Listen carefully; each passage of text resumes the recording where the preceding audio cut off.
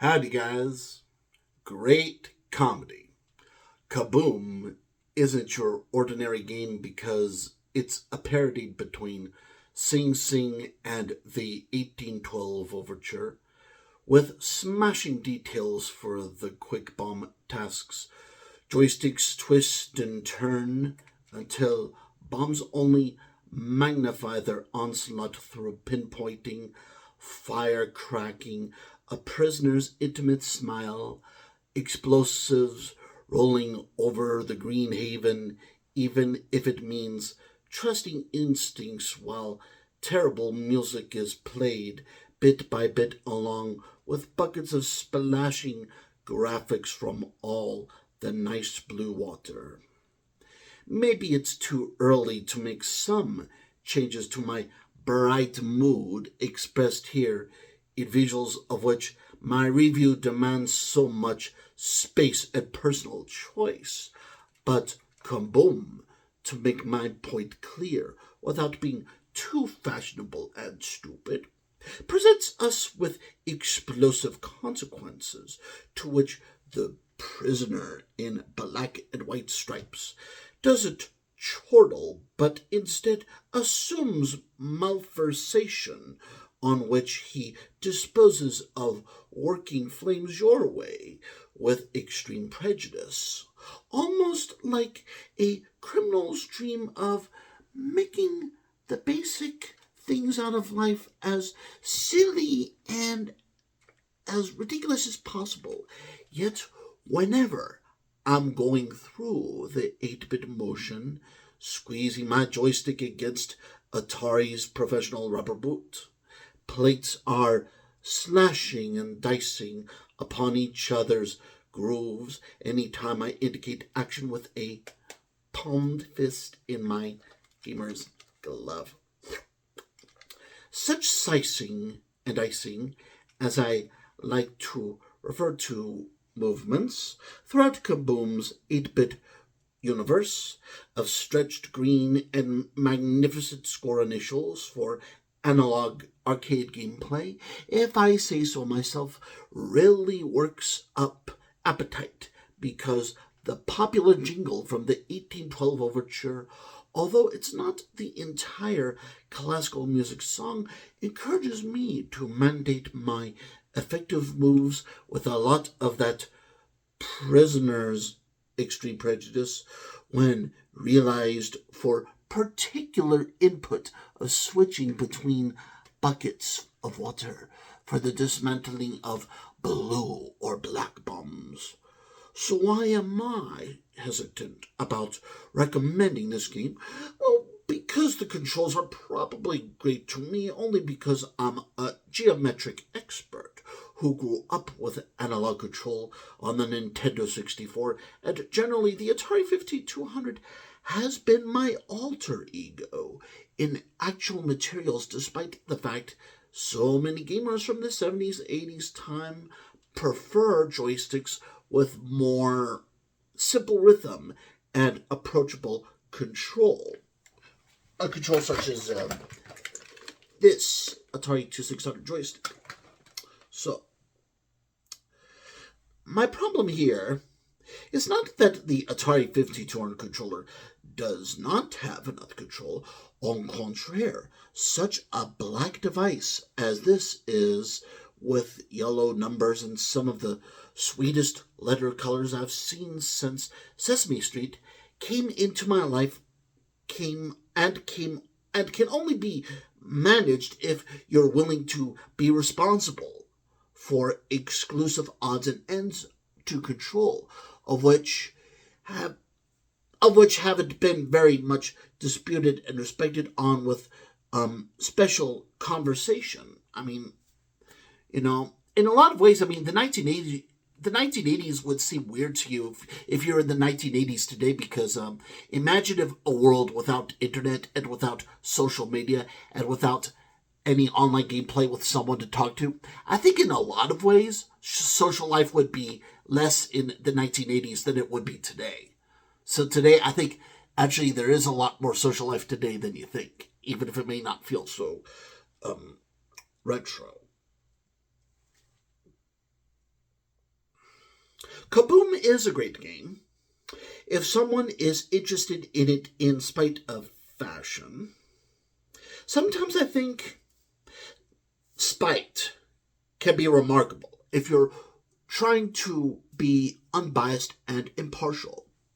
Fashion that exists out there for the Atari 5200 is generally painful, distressing, and totally bad, for gamers have approached the Atari 5200 on rare moments, only to in turn spit in Atari's face, remark on something gross, make excuses when just as learned, and through Atari has had to appeal to this sort of crowd since they are also likely to touch on the Atari 2600 and even the old Pong machines. Kaboom can be considered more advanced form of Pong since it's trying to maintain a fictional story along with improved graphics and astronomical joystick movements. I mean, obviously, you can look at this. This is obviously very astronomical looking, and you can even see the yellow numbers here. Definitely, there's a lot to really feel on this. And, simpler controllers, complex controllers, well, Kaboom can be considered a more advanced form of Pong, but this Atari 5200 joystick is very much like holding and swinging with a baseball bat. It has the right texture and movement, feel over swift decisions. It basically detracts from the beliefs of gamers used to simpler joysticks more than complex joysticks. Don't dismiss the joystick just yet, though. Isn't the Xbox controller complex too? Like, remember that big giant Duke controller for the Xbox? The original one that some children could not hold? That was a big one. Criticism was given in Ventura's newspaper about Microsoft's first video game console, and that includes its controller. It's too big for a child's hands. Perhaps adults are ungrateful for video games and are often more childish than children are. Children, if the name can justify their immaturity, do get into trouble from lack of experience, and yet also don't have enough experience to get into even more trouble. Prejudice does have that two-edged sword to it with age. For one thing, the Xbox controller and the 5200 controller have been accepted by many children, actually, in recent years, since kids lack ego, including the nasty kinds. Hence, they're more likely to be indifferent and receptive to new devices, new consoles, new games, even if it means they refuse to have any sort of opinion on their modern habits at times in some way, shape, or form. Ignore those trolls on the internet who constantly rag at you and say, like, hey, you should not play that controller, it's bad, because, with trolls like that, they likely probably do not even own the controllers that they are criticizing, and so, or even own the controllers that they praise, and they're just saying that just to make up information. Yeah, beware of that kind of troll who exists on the internet, where it's like, you do not know if he actually even owns the games that he says he loves. I mean, that's very deceptive, and I've run it, and I've broken up many friendships because of fake dudes like that. Yeah. Ugh. Really, I want to be a kid again. Kaboom spreads out the criminal's masterpiece in execution, multiplayer, big pails, little pails, such 8-bit world as tremendous for the 1812 overture cliché, and through magnification of classical music and behaviors worse than boring life, funny stuff happens on the screen. My joystick is understood because of the educated privilege, although most of my personal gaming experience just comes from money and time, not school. And when bombs explode upon the green field with rolling effect and diminishing flames, Kaboom ought to be recognized, praised, and glorified in a future application, whether it's by Atari or Activision. Rough character from The Prisoner may make gamers uncomfortable.